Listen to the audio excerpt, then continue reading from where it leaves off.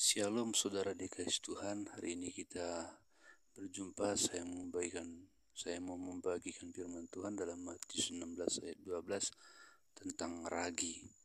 Judul yang saya buat saat ini adalah pengaruh daripada ragi.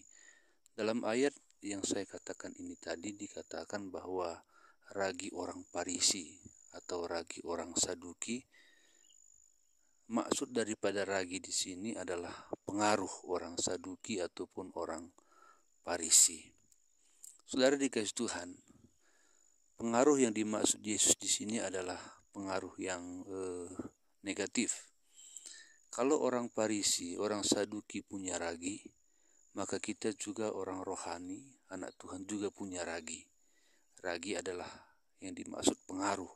Kalau orang Farisi punya pengaruh, maka kita orang Kristen, orang rohani pun punya pengaruh juga. Saudara dikasih Tuhan, kita ini kalau bergabung atau bergaul dengan orang lain, tentu saudara dikasih Tuhan pada waktu kita bergabung, maka sifat orang itu bisa mempengaruhi kita, atau sebaliknya, sifat kita bisa juga mempengaruhi orang lain. Itu sebenarnya tidak masalah, asal kita dipengaruhi dengan pengaruhnya yang positif. Atau orang lain yang kita pengaruhi pun, pengaruh positif kita transfer kepada mereka.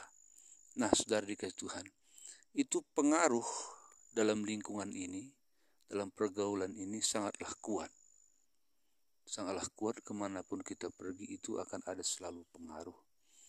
Tetapi kita boleh pilih pengaruh orang lain kepada kita itu, kita ambil pengaruh positifnya. Memang banyak orang sengaja ingin mempengaruhi kita supaya kita menjadi negatif. Contoh, kalau kita bergaul dengan orang mabuk, yang sering mabuk, tentu pengaruhnya itu kemungkinan besar bisa mempengaruhi kita kalau kita tidak waspada, kalau kita tidak membatasi diri bergaul dengan dia. Sebab seorang pemabuk, dia akan cenderung selalu ke minuman keras, namanya pemabuk. Atau seorang yang suka main judi, tentu hari-harinya, waktunya banyak bermain judi. Nah, kalau ini kita lihat ada pada orang itu, kita bisa dipengaruhi oleh judi itu. Tapi kalau kita bisa membatasi diri, dia bisa jadi sahabat kita. Tetapi dalam hal sifatnya mabuk dan judi, kita nggak usah ikuti. Tentu banyak lagi pengaruh-pengaruh yang negatif yang bisa mempengaruhi kita. Tapi sekarang kita berbicara tentang ragi kita, pengaruh kita kepada orang lain. Sekarang pengaruh kita kan sudah punya Kristus, punya Roh Kudus. Jadi pengaruh kita inilah, pengaruh kita punya memiliki Kristus inilah yang seharusnya kita salurkan kepada orang yang belum memiliki Kristus, karakter Kristus. Karena firman Tuhan berkata, yang ayat ini tadi, itu tentang pengaruh ragi. Coba, itu ragi itu kan sekeping, terus dicampur, diaduk dengan adonan mungkin dari ubi atau dari beras, diaduk-aduk, dibungkus, lalu disimpan. Setelah 2 hari dia akan menjadi tape. Kenapa dia bisa menjadi tape? Itulah ragi itu mempengaruhi seluruh adonan, seluruh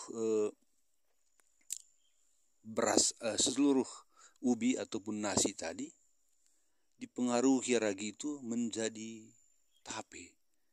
Nah, setelah masak bisa dimakan dan bisa dijual.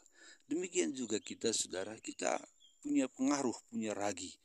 Ragi yang kita miliki atau pengaruh yang kita miliki adalah dialah Yesus yang menciptakan alam semesta ini, yang bisa meragi, mempengaruhi orang lain.